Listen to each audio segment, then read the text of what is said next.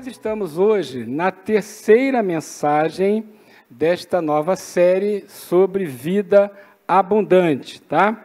E nós estamos estudando o livro de Josué. Josué é um manual de vida abundante. Então, a ideia, a proposta é que a gente estude Josué com a perspectiva diferente do que geralmente se faz. Normalmente, nós estudamos Josué como um livro histórico, e ele é também. Mas tanto o Êxodo quanto a conquista de Canaã, além de serem históricos, são também uma alegoria, uma ilustração de duas coisas importantes. O Êxodo é a ilustração da nossa salvação. Sai do cativeiro do Egito, passa pelo batismo no Mar Vermelho e vence aí depois os desertos da vida. E o livro de Josué, ele representa a nossa santificação, a conquista gradativa de uma vida plena com Deus. Moisés é a figura de Jesus e Josué é a figura do Espírito Santo. Claro que eles não são isso. Eles representam figurativamente, metaforicamente, a figura de Jesus e do Espírito Santo. E nós estamos, então, estudando o livro de Josué nessa perspectiva de que é uma ilustração da nossa santificação e da ação do Espírito Santo em nossa vida. Os exércitos inimigos são os poderes das trevas. As cidades, como Jericó, Ai, Gibeão, são fortalezas, falamos sobre isso semana passada. E a conquista é a conquista da sua alma, de uma vida plena com o nosso Deus, tá bom? Então, a gente está estudando sobre essa perspectiva. E hoje, você está vendo aí o tema, arrependa-se e mude. Hoje nós vamos falar do quebrantamento necessário para nós vivermos uma vida abundante. Nós já vimos sobre relacionamento com a palavra de Deus, já vimos sobre mapeamento espiritual, assunto muito importante, pouco conhecido, né? Até recomendei um livro específico sobre isso. E hoje nós vamos falar de quebrantamento. E nós recomendamos a leitura do livro do pastor Marcos Borges, conhecido como Cote, o livro Josué, Manual da Vida Abundante, que você está vendo aí. Esse exemplar está aqui, ó. Michele, vem aqui, por favor. Esse aqui é do Rodrigo, tá? O Rodrigo estava aí ainda há pouco, né? Rodrigo é o nosso tesoureiro, viu, gente? Eu vou dar presente para o tesoureiro, não tem nenhuma segunda intenção aí. Esse é do Rodrigo. Na verdade, eu dei de presente para várias pessoas. O Rodrigo é uma delas, né? Fazer uma média com o tesoureiro, né? Quando eu estava no exército, me dizia assim, seja amigo de duas pessoas. Do cozinheiro, para você comer melhor, e do sargenteante que faz a escala de serviço. Né, Cal? Cal conhece bem essa história. E aí eu falei, tá bom, então já fiquei amigo, né? Daí entrega para o Rodrigo depois, tá bom? Ele manifestou interesse de ler, eu comprei para ele. Muito bem, recomendo que você leia esse livro. Aliás, todos os livros do Cote são muito bons, viu? Nós já usamos outras vezes aqui, outros livros. Eu quero recomendar que você leia. Você nunca mais vai ler o livro de Josué da mesma maneira depois que você ler esse livro aí. Você vai ter uma outra perspectiva sobre a direção do Espírito Santo em sua vida. Vamos orar, então, pedindo a direção do Espírito Santo. Estou vendo aqui também, irmão Pedro, glória a Deus. Estava dodóizinho, mas está lá forte, ó. Irmão Pedro, mais de 80 anos. Que bênção te ver, irmão, e com a sua família, não é? Seu lugar é aqui mesmo. Glória a Deus. Vamos orar pedindo a direção do Espírito Santo? Fale com o Espírito Santo, diga assim, Espírito Santo de Deus, fala ao meu coração, me mostra a tua vontade. Você que está assistindo a transmissão, faça essa oração agora, você que vai ver gravado depois, se puder, pare o que está fazendo e faça essa oração. Peça ao Espírito Santo para que ele revele a você qual é a proposta dele para a sua vida através dessa mensagem aqui. Vamos orar? Obrigado, Deus, pela tua presença, obrigado pela tua bênção sobre nós, e eu quero pedir agora a direção do Espírito, para eu entender a Tua palavra, para falar dela, e todos nós entendermos a Tua vontade, o Teu querer nesta hora, Senhor, e que possamos entender e praticar em nossas vidas tudo que é Teu, tudo que é bom, perfeito e agradável, toda a bênção, todo o consolo, toda a alegria, recebemos em nome de Jesus. E o que não é Teu, tudo que atrapalha, toda resistência, toda ação dos demônios, nós repreendemos em nome de Jesus e nos cobrimos com o sangue do Cordeiro para a Tua bênção sobre nós acontecer. Nós oramos em nome de Jesus. Amém. Vimos como é importante... Ainda estou me recuperando aqui da gripe. Vimos como é importante o relacionamento com a palavra de Deus. Depois vimos como é importante discernir as áreas da nossa vida, através até mesmo do conhecimento da palavra, discernir as áreas da nossa vida que precisam de tratamento. E aprendemos semana passada que todos nós, não importa a sua idade, sua formação, tempo de igreja, todos nós temos áreas da nossa vida para tratar. Aprendemos isso muito no Ministério CR, Caminho da Recuperação.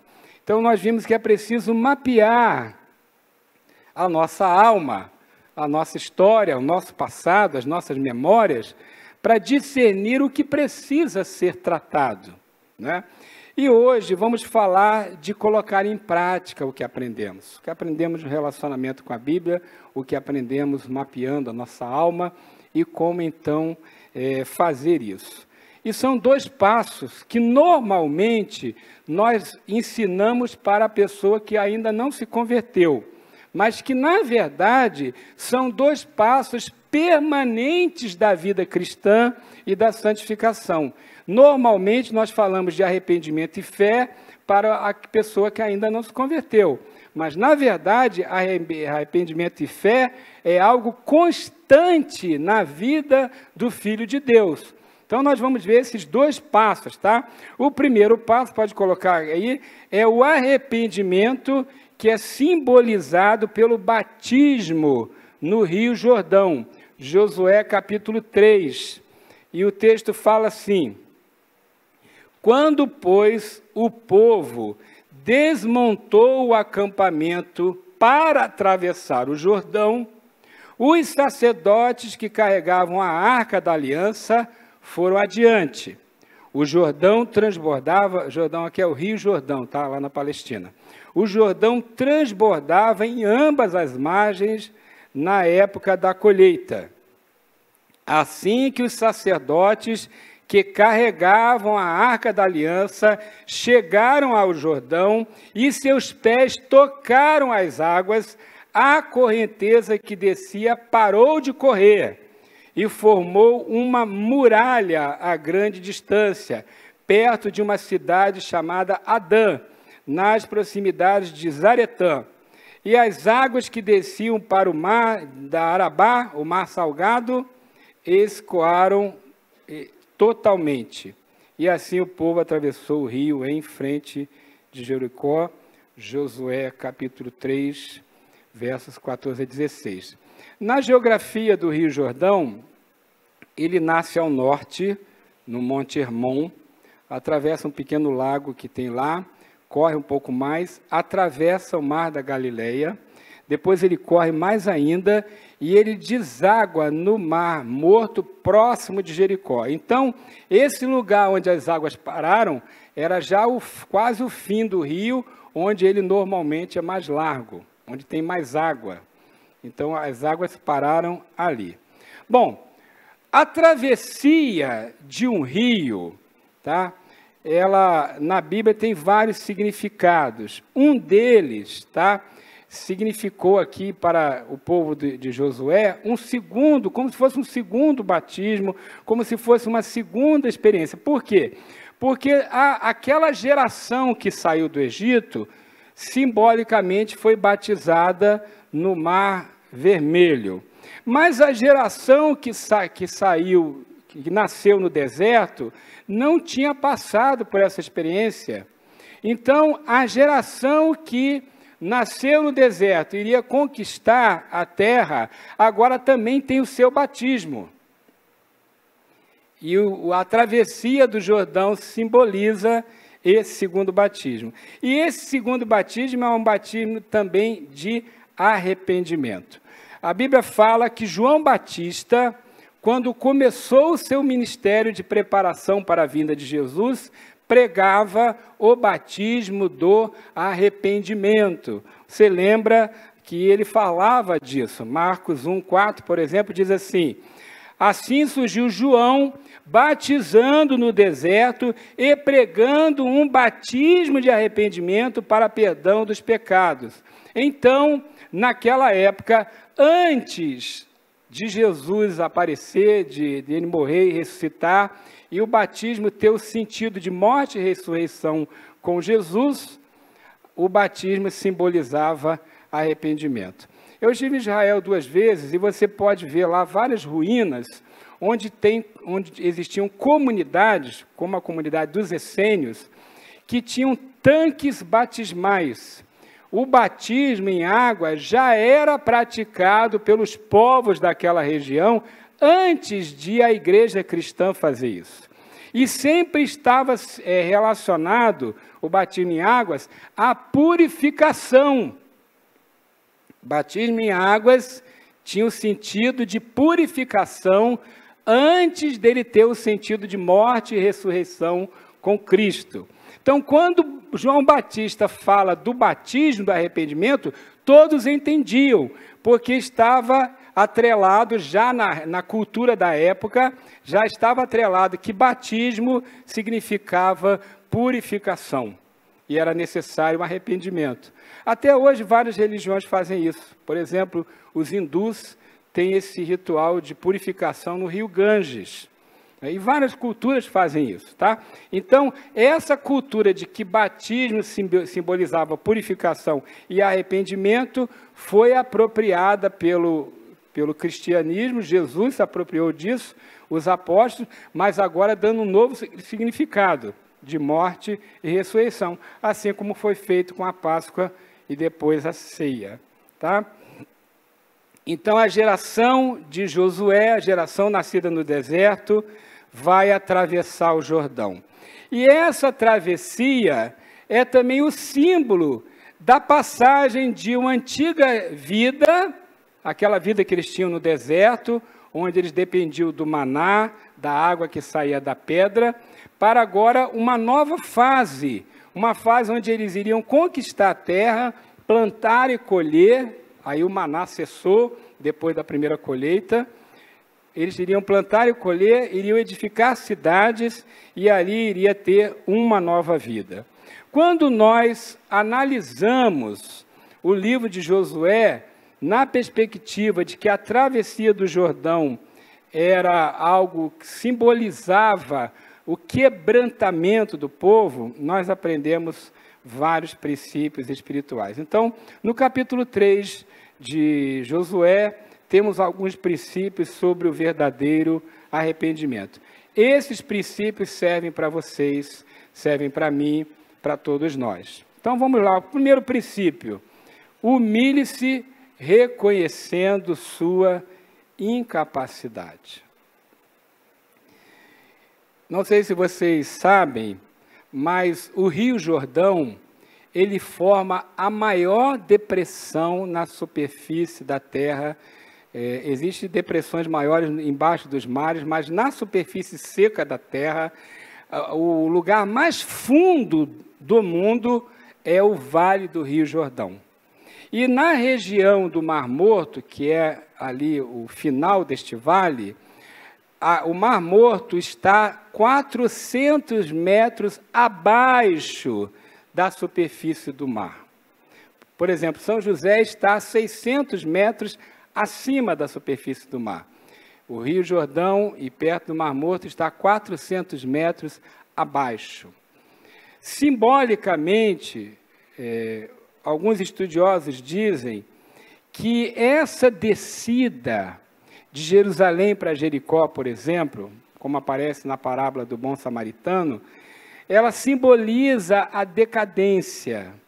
mas também simboliza uma necessidade de reconhecer o seu estado, reconhecer a sua carência. Você está abaixo de todos, você está em um lugar abaixo de tudo. O ensino aqui é que quando o povo sai de Moabe e vai atravessar o Jordão e vai para aquele vale, eles estão representando ali a necessidade de humilhação, de quebrantamento. A primeira coisa que nós temos que fazer, uma das primeiras coisas que nós temos que fazer ao nos aproximarmos de um Deus Santo, ao ter um relacionamento com o Espírito Santo, é reconhecer que nós somos incapazes de uma vida santificada, de uma vida correta, somos incapazes de cumprir os mandamentos de Deus por nossas próprias forças. É preciso humilhação. É preciso descer o vale do Jordão, ir lá no ponto mais baixo e reconhecer, eu não sou capaz. Irmãos, tem pessoas que falam com Deus ou de Deus de uma maneira tão desrespeitosa, de uma maneira tão... É difícil até encontrar uma palavra certa para isso, sabe? Para não falar bobagem. Porque as pessoas acham que pode dar ordem para Deus, acham que pode manipular Deus, acham que Deus tem que se render aos seus caprichos, acham que pode continuar errando, pecando e continuar ministério, trabalho de qualquer maneira. Nós estamos diante de um Deus santo e zeloso de santidade. Então é preciso humilhação, arrependimento, quebrantamento, não só do novo convertido, mas de todos nós. Estamos diante de um Deus santo. Confesso que frequentemente eu cometo um erro que vocês cometem também. Sabe qual é o erro? Às vezes a gente entra por aquela porta ali, começa a cantar, participar do culto, sem consciência exata da presença de Deus. Concorda comigo?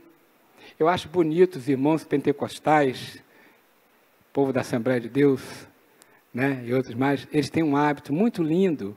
Eles chegam na igreja e se ajoelham e oram, não é verdade? Gente, a gente pode fazer isso também, viu? Podemos ser batistas pentecostais, no bom sentido aí, né? No bom sentido. Entre, sente, ore. Se puder se ajoelhar, se ajoelhe, se não quiser, não ajoelhe. Mas a verdade é que você precisa ter consciência da presença de Deus. Nós temos que descer o Vale de Jordão antes de cada culto. Temos que nos humilhar. Então, o povo sai de lá do deserto e já vai para um vale. E está dizendo assim, nós estamos aqui no ponto mais baixo, reconhecendo a nossa incapacidade. Segundo lugar, esse quebrantamento também exige que você aguarde as instruções do Espírito Santo. Normalmente, nós queremos fazer, nós queremos resolver. Por exemplo, a gente chega aqui no culto, a gente já quer ensaiar, quer cantar, já quer arrumar as coisas, já quer pregar, fazer alguma coisa, não é? Nós vamos fazer alguma coisa. Ou você vai para o seu trabalho, você começa a fazer as coisas, nem lembra de orar, sai da sua casa de carro, nem lembra de orar, começa a fazer as coisas em casa, não lembra de orar e perguntar, Senhor, como é que vai ser o meu dia? Me dê uma instrução aqui. A Bíblia diz que o povo atravessou o Jordão e ficou esperando a direção de Deus, a direção do Espírito Santo. Aliás, antes da travessia, eles ficaram aguardando a instrução de Deus. E a instrução de Deus veio pela boca de Josué, figura do Espírito Santo. E Josué instrui o povo. E ele diz, olha, a arca da aliança vai adiante de vocês. Vocês só vão andar depois que a arca for. A arca vai atravessar primeiro até o meio do Jordão. E realmente os sacerdotes carregando a arca, quando eles tocam o pé na água, a água bloqueia e eles vão com a arca até o meio do Jordão. Havia uma instrução clara e todos tinham que manter uma distância da arca, depois você lê o texto, e depois, só depois que os sacerdotes entrassem e estivessem com a arca no meio do Jordão, é que eles poderiam passar. E mais tarde você vai ver as instruções que Josué dá para a conquista de Jericó. Então, queridos, nós temos, nesse quebrantamento, que reconhecer a nossa insuficiência de tomar decisões. Você está fazendo algum negócio? Está comprando um carro, um terreno, fazendo algum contrato com alguém? Você ora antes. Você vai fazer uma viagem, você conversa com Deus antes. Tudo nós precisamos perguntar ao Senhor. Você quer fazer um curso? Tem um projeto novo na vida? Até mesmo para comprar as coisas lá na loja, no shopping, no mercado, sabia? Você, por exemplo, já fez uma oração assim, antes de ir para o supermercado? Senhor, que eu tenha sabedoria de fazer essas compras aqui. Você sabe que eu oro antes de entrar no shopping? Pedindo que Deus abençoe os vendedores que vão me atender, para que eu encontre o melhor produto. É, pastor? É. E dá certo. Dá certo. Quando eu não oro, às vezes eu me arrependo muito da compra que fiz. Mas quando eu oro, dá certo. Então consulte o Senhor no seu dia a dia. Ouça as instruções do Espírito Santo. Isso é quebrantamento. É um tipo de arrependimento. Você diz assim, eu não sou capaz. Eu não sou capaz. E se fez errado, se arrependa do erro. Sai de casa sem orar, faz negócio sem consultar a Deus. Gente, eu já perdi as contas, muitas vezes, de pessoas que vêm conversar comigo, contar história triste, e eu pergunto, você orou, você consultou a Deus para fazer? Não, pastor. Às vezes até não seguiu o conselho que foi dado. Quer ver um negócio que acontece muito? A gente diz para a pessoa, não casa. E o cabeçudo, a cabeçuda, casa. Aí passa 1 ano, 2, vem com a história triste. A vida é uma tragédia. E diz assim, pastor, eu devia ter ouvido meus pais, devia ter ouvido meus pastores. Eu falei, devia mesmo. Agora a gente tem que tentar consertar essa bagunça aí. E consertar a bagunça não é separar. É dar um outro jeito. É preciso consultar e ouvir a instrução do Espírito Santo. E aí, como consequência disso, como consequência do que eu falei, tá? O ponto 3 é que você deve agir em cooperação com Deus, tá? A Bíblia fala que o povo avançou, os sacerdotes avançaram, o rio, diz a Bíblia que ele estava cheio, caudaloso, transbordando em suas ribanceiras.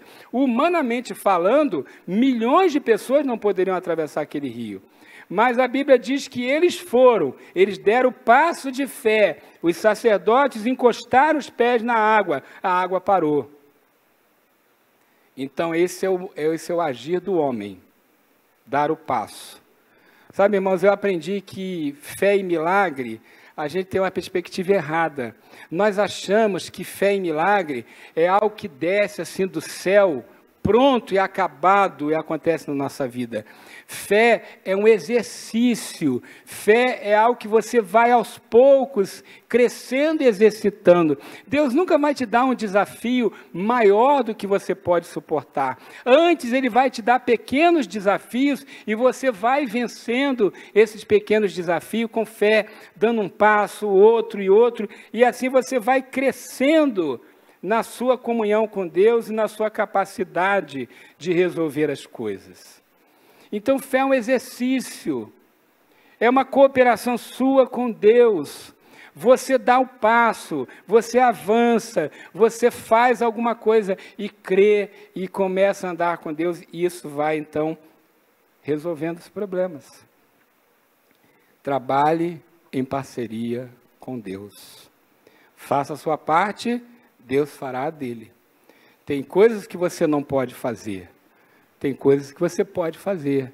Então, haja em cooperação com o Espírito. E aí também, dentro dessa perspectiva de cooperação, é preciso uma vida santificada. Tem pessoas querendo as bênçãos de Deus, mas com a vida torta. Não funciona. Se você quer as bênçãos de Deus, acerte-se com Deus. Você quer muita bênção? Busque muito a Deus. Agora, às vezes a pessoa não tem tempo para Deus, passa a semana toda sem nenhum contato com a Bíblia, com a oração, com o culto, e ela acredita que só aqui, domingo, esse tempo de culto é suficiente. Não é.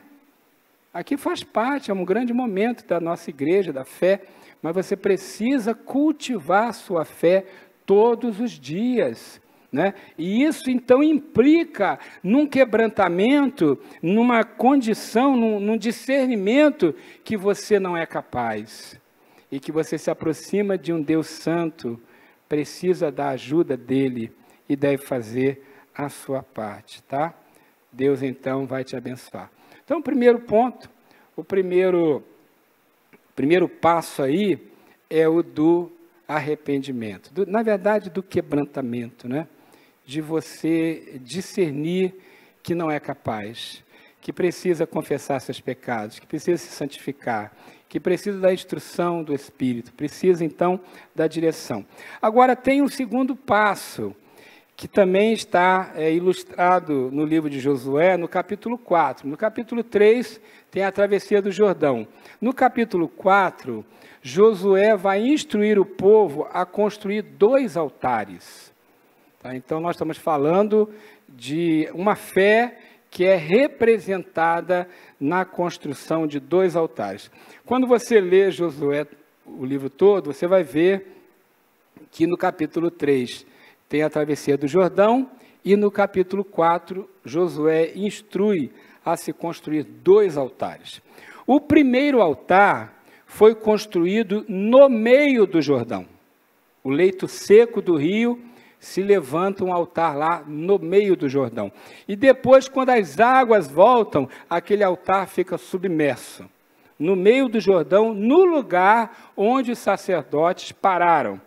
Então, Josué 4,9 diz assim: Josué ergueu também 12 pedras no meio do Jordão, no local onde os sacerdotes que carregavam a Arca da Aliança tinham ficado.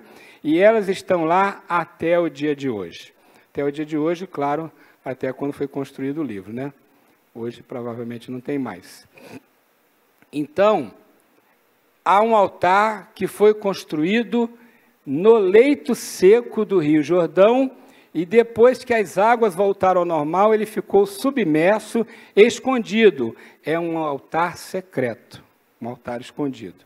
E aí depois Josué manda construir outro altar em Gilgal. Depois de atravessar o rio, eles vão para esse lugar chamado Gilgal, e lá constrói um outro altar, com pedras retiradas do leito do Jordão.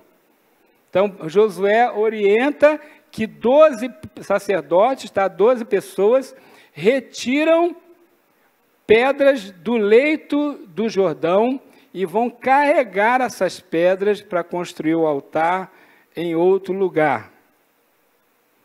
Altar, queridos, é lugar de adoração. Altar simboliza fé.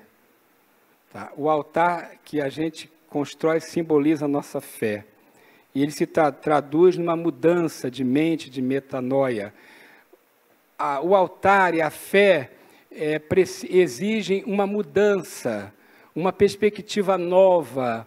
A pessoa, na verdade, não está adorando o altar. Ela está levantando o altar e está olhando para o Deus que é honrado por aquele altar. Isso exige fé. Os povos daquela região, daquela época, estavam acostumados a construir ídolos e altares onde eles adoravam os ídolos no altar. Mas no caso do povo de Deus, não havia ídolo no altar. Eles levantavam o altar e deviam então pensar no Deus Criador, honrado naquele altar. Era uma outra forma de adorar, diferente daqueles povos, uma outra perspectiva. E Jesus vai falar desse novo nascimento, dessa mudança de mente. Ele vai dizer em João 3,3, digo-lhes a verdade, ninguém pode ver o reino de Deus se não nascer de novo. Uma coisa, um fenômeno que está acontecendo nos nossos dias, infelizmente com muita frequência, é que as pessoas estão indo para as igrejas evangélicas com a ideia de que elas apenas estão trocando de igreja. De vez em quando eu ouço isso. Pastor, eu estava na minha igreja, mas eu achei essa igreja aqui melhor. E ela veio, às vezes, do catolicismo, do espiritismo, né, de várias outras coisas que não tem nada a ver com o evangelho, e elas acreditam que estão só mudando de religião. E eu digo, não é assim. Você não está só mudando de igreja, você não está mudando de religião. Você precisa nascer de novo. Você precisa passar por uma experiência profunda de arrependimento e fé e novo nascimento. E às vezes a pessoa fica olhando para mim com cara de paisagem, que ela não entendeu direito, aí eu vou explicando. E, gente, que está cada vez mais comum esse fenômeno. As pessoas estão vendo que o ambiente evangélico agora é um ambiente mais, vou usar uma frase assim diferente, mais normal, né? Porque antigamente o ambiente evangélico era terno e gravata, não é? É a música que ele não estava acostumado, então era um ambiente muito diferente. E os nossos ambientes hoje estão mais informais, as nossas músicas, o estilo, o ritmo, muito parecido com o que a pessoa ouve, não a letra, mas o estilo. Então ela se sente assim mais tranquila. Também há um respeito maior das igrejas para com as pessoas, né? Havia muita falta de educação no passado. Por exemplo, a minha igreja botava umas cornetas em cima assim, da igreja, e o pastor falava lá, você que está assistindo chacrinha, está em pecado. E o coitado do vizinho da igreja não conseguia tirar um cochilinho da tarde, né? Ele odiava a igreja, porque a igreja não respeitava. Então essas coisas mudaram. E aí as pessoas estão se sentindo mais à vontade de vir para a igreja. Também as igrejas cresceram, ficaram mais bonitas, né, mais aconchegantes, né, elas têm uma música melhor, ambiente melhor, tem ar-condicionado, tem cadeira boa, né, eles têm lugar para criança, etc. Então ela está pensando assim, vou para aquela igreja boa, gostei do pastor. Pastor Eliezer é gente boa, o pastor Ricardo mais ou menos, né? Então, gente, tem pessoas mudando de igreja, mas sem a consciência de que tem que mudar de vida, mudar de mente e de coração. Os altares construídos, eles vão falar dessa mudança. Agora nós tivemos o quebrantamento, o arrependimento, e agora nós vamos ter uma nova perspectiva, uma nova visão, fé. O primeiro altar é o altar secreto. É o altar no meio do rio que ficou depois coberto pelas águas. Qual é o altar secreto? Jesus falou dele em Mateus 6,6. Quando você orar, vai para o seu quarto, fecha a porta e ore ao seu pai que está em secreto. Então seu pai que vê em secreto o recompensará. O altar secreto é o seu tempo sozinho com Deus. É o seu tempo de oração, é o seu tempo de leitura da Bíblia, é o seu tempo de conversar com Deus. É aquele altar que ninguém vê, é de noite, de madrugada ou em algum momento do seu dia onde está você e Deus. Não é aqui, aqui é o altar público, é o altar secreto, é o seu tempo com Deus. E quer saber? Unção e autoridade vem mais do altar secreto do que do altar público. Aqui nós transbordamos a unção que nós recebemos no secreto. Você não será uma pessoa empoderada por Deus somente aqui. Aqui é importante, mas é preciso buscar a Deus no secreto. Vocês lembram da história de Davi e Golias? Lembra? Davi vai lá, um menino de 17, 18 anos, e vence um gigante de quase 3 metros de altura. Um garoto com pedrinhas e uma funda, e um gigante, um soldado com armadura, e ele vence. Quando Davi vence Golias, ele vence publicamente. Todos veem, todos aplaudem, né? Todos fazem festa com Davi. Mas, na verdade, Davi tinha dito para Saul: eu estou pronto, porque eu, quando cuidava dos rebanhos do meu pai, eu venci um urso e um leão. Aquele treinamento de vencer o urso e o leão, ninguém viu. Davi estava sozinho com o rebanho, seu pai não viu, seus irmãos não viram, a multidão não viu, mas ele venceu um urso e um leão no secreto. E isso empoderou Davi para vencer o Golias no público. Nós temos vários Golias aqui, mas antes temos que derrotar os leões e os ursos lá no altar secreto. Mas também, Josué mandou construir um altar público. Não foi só o secreto. Tem gente que diz assim: não preciso ir na igreja não, já estou fazendo meu culto aqui. Precisa sim. Se você não pode, ok, a gente entende. Pode estar doente, com Covid, ou com medo da Covid, etc. A gente entende. Mas assim que puder, volte. Porque você precisa do altar público. Não é só o secreto. Tem que ter o público. É quando nós adoramos publicamente, entregamos nossos dízimos e ofertas, cantamos, louvamos, servimos em ministério, participamos de uma célula. É quando nós participamos das atividades públicas da igreja. Esse é o altar público. Esse é o altar público. Então, nós precisamos do altar secreto, nosso tempo a sós com Deus, e precisamos do altar público. Vocês percebem que nada na Bíblia é por acaso? Por que ele construiu um altar para ninguém ver debaixo das águas do Jordão? Está dizendo: há um altar secreto. E depois ele mandou construir um altar público e disse: vocês dirão aos seus filhos o que este altar representa. Ele representa a fé de vocês, o testemunho de vocês. Quando estamos aqui, testemunhamos da nossa fé. Esse é o altar público, nós precisamos dele, tá? Agora, queridos, eu quero pensar com vocês mais alguns princípios para experimentar esta fé. Nós precisamos do quebrantamento e precisamos viver a fé. Essa fé é simbolizada pelo altar. Como viver essa fé? Tenho aqui alguns princípios com vocês também. O que devemos fazer para experimentar uma vida de fé?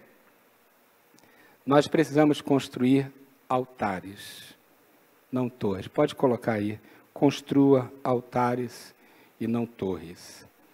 A Bíblia fala de altares e torres. A Bíblia fala da Torre de Babel e a Bíblia fala de altares. São muito parecidos externamente. Qual é a diferença? A diferença é que a torre é uma construção humana para exaltar o homem. E o altar é uma construção humana dirigida por Deus para exaltar a Deus. Nós precisamos construir altares. Por que eu estou dizendo isso? Porque se você não vigiar, seu ministério pode ser uma torre e não um altar. Sua presença aqui pode ser uma torre e não um altar.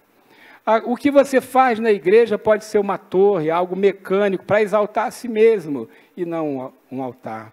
Quando nós subimos aqui, principalmente, né, os levitas que estão servindo no culto, quando subimos aqui, ou estamos lá na porta, ou estamos cuidando do som, da transmissão, se nós não tomarmos cuidado, nós vamos ser tomados por um sentimento de vaidade, de controle, de poder, e estamos construindo torres e não altares. Precisamos construir altares. quem está aqui tocando, cantando, pregando ou servindo, precisa ter consciência de que está adorando e está erigindo um altar. Jesus falou lá em João 4, 26, ele estava conversando com a mulher samaritana e ela começou a dizer, vocês dizem que é em Jerusalém que tem que adorar, a gente acha que é aqui, e olha, e Jesus falou, você não está entendendo nada. Ele disse, está chegando a hora, de fato já chegou, em que os verdadeiros adoradores adorarão o Pai em espírito e em verdade. São estes os adoradores que o Pai procura, os que adoram em espírito e em verdade. É isso que Deus busca, uma adoração simbolizada pelo altar. Outra coisa, altar é lugar de sacrifício. Vivemos uma cultura de consumidores cristãos. A pessoa que não conhece Jesus, novo convertido, isso é normal, ela é uma criança na fé. Criança não discerne. Mas as pessoas vêm para cá para consumir a música, consumir a mensagem, consumir o trabalho com jovens, com crianças, com adolescentes, consumir algum tipo de orientação para a vida. E a motivação é consumir, enquanto que a motivação tem que ser doar, ser contribuinte e não consumidor. Quando você tem a motivação de doar, a Bíblia diz que você recebe mais de Deus. Mas a motivação que tem que ser correta. Altar é lugar de sacrifício, é lugar de entrega. Torre é lugar de exaltação do homem. Altar, exaltação de Deus, é lugar de entrega e sacrifício. Outra coisa importante no exercício da fé é que você precisa viver a fé na diversidade da sua fé, ao mesmo tempo que está na unidade da igreja. Olha só que interessante, Josué manda que 12 pedras sejam tiradas lá do Jordão. E ele diz assim, não é para cortar essas pedras, não é para cortá-las e deixá-las quadradinhas para montar um altar. Não vamos transformar essas pedras em tijolos. Cada pedra tem um jeito, cada pedra tem um formato, cada pedra tem um peso, talvez até uma cor diferente. Qual é o recado aí? Nada na Bíblia está por acaso. O recado é o seguinte, somos singulares. Olha para quem está do seu lado e vê como é que ela é diferente de você. Dá uma olhadinha. Cabelo, roupa, tamanho, peso, né? Cor da pele. Não somos diferentes? Somos muito diferentes, temos histórias diferentes. Não é verdade? Deus ama a diversidade. Por que tem tanto tipo de peixe, de cachorro, de pássaro diferente? Eu gosto de ver uns documentários da National Geographic e tem uns documentários lá sobre espécies. Gente, você sabia que existem ainda muitas espécies que nem foram catalogadas ainda? Eu estava vendo um documentário sobre a quantidade de rã que tem na Amazônia. Tem tanto tipo de rã que os cientistas não descobriram ainda. Tem uma azul, tem uma vermelha, tem uma verde, tem uma de olho grande, olho pequeno, grande, de todo tipo. Agora, por que tem tanto tipo de rã? Tanto tipo de gente? Porque Deus ama a diversidade. Ele é criativo. Por isso, querido, Deus ama você como você é. O cabelo que você tem, Deus ama. O nariz, a orelha, o tamanho, o peso. Deus ama. Claro que tem que tomar cuidado com algumas coisas, né? Mas Deus ama você como você é, não queira ser o outro, não. Porque Deus ama a diversidade. E a diversidade não apenas física, diversidade emocional, diversidade espiritual. Né? Lá em Romanos 12, 3, Paulo vai dizer, pela graça que me foi dada, digo a vocês, que ninguém tenha de si um conceito mais elevado do que deve ter. Ao contrário, tem um conceito equilibrado de acordo com a medida da fé que Deus lhe concedeu. Até a medida da fé é diferente. Mas você pode buscar mais, a Bíblia diz isso também. Qual é o recado aí? Diversidade é do agrado de Deus. Mas a Bíblia fala que essas 12 pedras formaram um só altar. Então, na nossa diversidade, formamos uma unidade, a igreja. E é papel da liderança da igreja ajudar o povo até essa unidade. Por isso que a gente fala de visão, de missão, de valores, de planos, de projetos, de sonhos. Nós estamos tentando fazer todos cooperarem juntos para objetivos comuns. Isso é unidade. Unidade da fé, de propósito, de trabalho. 12 pedras diferentes, mas um só altar. Deus ama a diversidade. E por que 12? O número 12 simboliza a totalidade do povo de Deus. 12 tribos, 12 apóstolos. 12 tribos representando a velha aliança, 12 apóstolos representando a nova aliança. 12 simboliza a totalidade do povo de Deus. Por isso que nós temos que trabalhar nessa unidade, dentro da nossa diversidade. Um reforço aqui, já falei, no ponto 3, entenda que altar implica em sacrifício. Altar é lugar de entrega. Carregar aquelas pedras, minha gente, não foi fácil, não. Você já carregou pedra pesada? Eu já carreguei muita pedra pesada. E não é fácil carregar um pedrão, não, viu? Eram pedras grandes para formar um altar. Não foi fácil. Há um preço a pagar na vida cristã. A entrega, o altar, exige sacrifício, tem um preço. Para o novo convertido, o novo na fé, a gente não cobra esse preço, ele está aprendendo, ele precisa crescer. Mas à medida que você caminha na fé, você precisa entender isso.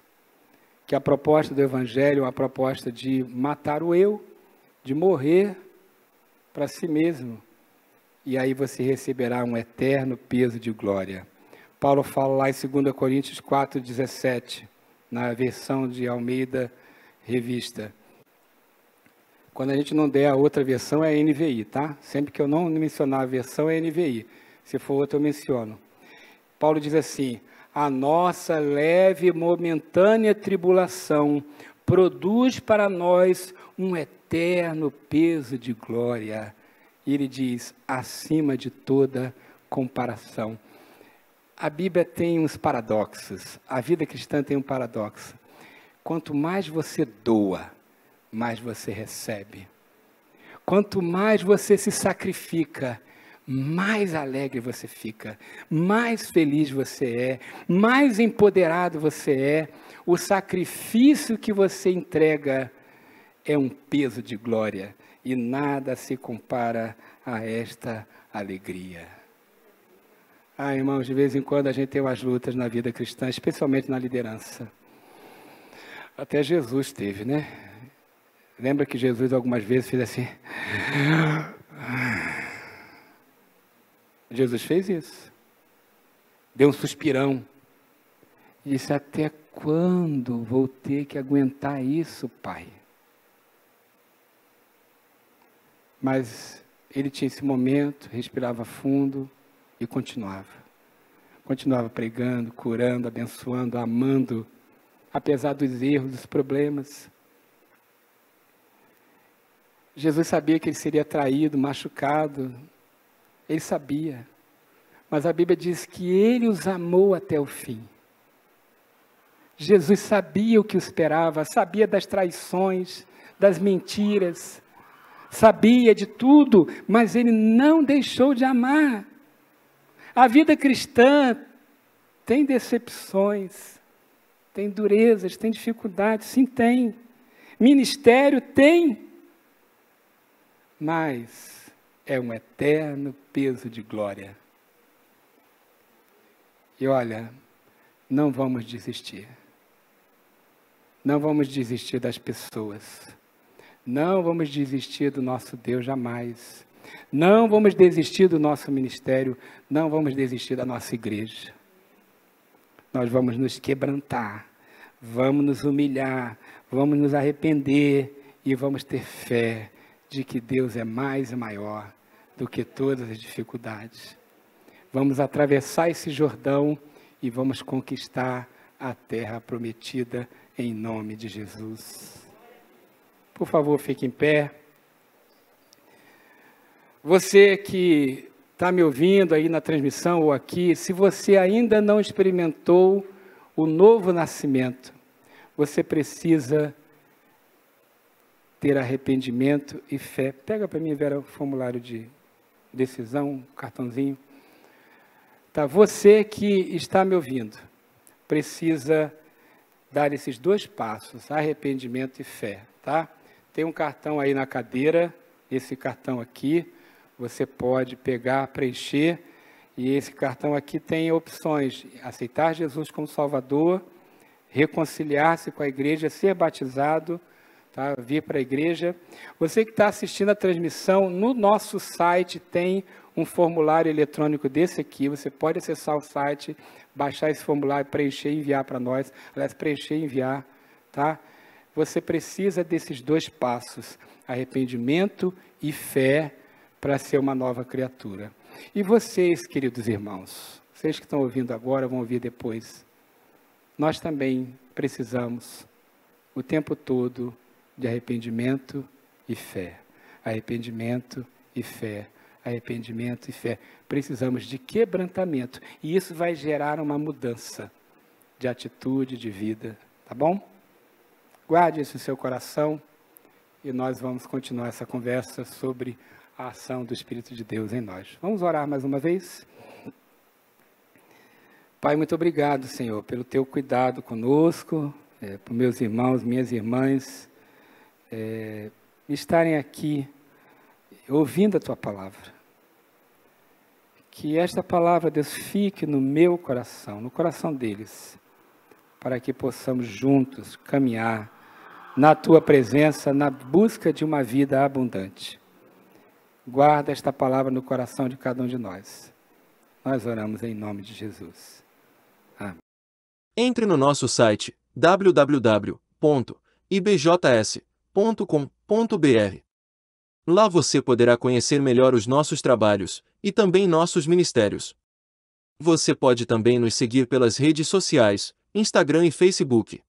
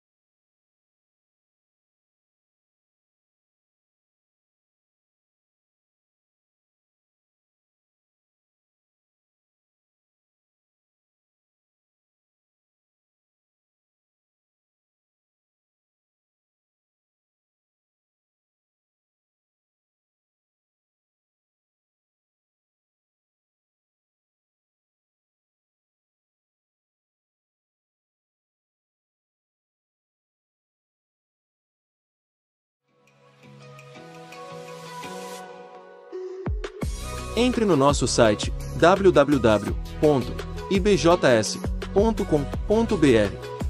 Lá você poderá conhecer melhor os nossos trabalhos e também nossos ministérios. Você pode também nos seguir pelas redes sociais, Instagram e Facebook.